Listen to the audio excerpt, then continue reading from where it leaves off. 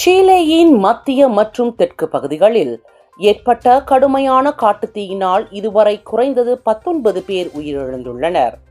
அதிக வெப்பநிலை மற்றும் பலத்த காற்று காரணமாக தீ வேகமாக பரவி 30க்கும் மேற்பட்ட தீ பரவல்கள் பதிவாகியுள்ளதாக அதிகாரிகள் தெரிவித்தனர். அந்நாட்டின் பாதுகாப்பு அமைச்சர் கூறுகையில், சில பகுதிகளில் தீ உடனடியாக கட்டுப்பாட்டிற்குள் கொண்டு வரப்பட்டாலும் உயர் வெப்பநிலை தொடரும் என்பதால் புதிய தீ பரவல்கள் ஏற்படும் அபாயம் அதிகம் உள்ளதென அவர் எச்சரித்தார்.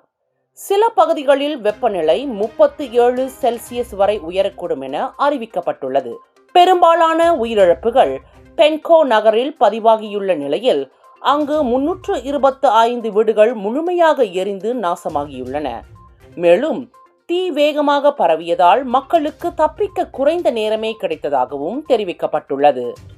நிலைமை மோசமடைந்ததை தொடர்ந்து நியூபல் மற்றும் பயோ பகுதிகளில் இதுவரை 35,000 ஹெக்டருக்கும் அதிகமான நிலப்பரப்பு தீயால் அழிந்துள்ளது. தொடர்ந்து நீடிக்கும் அதிக வெப்பநிலை மற்றும் பலத்த காற்று காரணமாக தீயை கட்டுப்படுத்துவது கடினமாகியுள்ளதாக நிபுணர்கள் தெரிவித்துள்ளனர். இதே போன்ற வெப்ப அலைகள் அர்ஜென்டினாவிலும் நீடித்து அங்கு 15,000 ஹெக்டருக்கும் மேற்பட்ட நிலம் காட்டு தீயால் சேதமடைந்துள்ளது.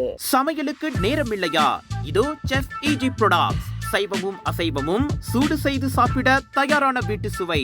ரூம் டெம்பரேச்சரில் பாதுகாப்பாக வைக்கும் நம்பகமான உணவு. எந்த ரசாயனமும் இல்லை, எந்த பதப்படுத்தும் மருந்தும் இல்லை. ஷாப்பி, லசாடா, டிக்டாக் எங்களின் அதிகாரப்பூர்வ அகப்பக்கத்தில் இன்றை வாங்குங்கள். செஃப் ஈஜி ப்ராடக்ட்ஸ், வீட்டு சுவை உங்கள் ஓட்டத்தில். விலையோ மலிவு, செலவோ குறைவு, தரமோ உயர்வு, மனமோ நிறைவு. மக்களின் தேர்வு என்ரிகோஸ் முழு ஆடை சத்துள்ள பால்மாவு.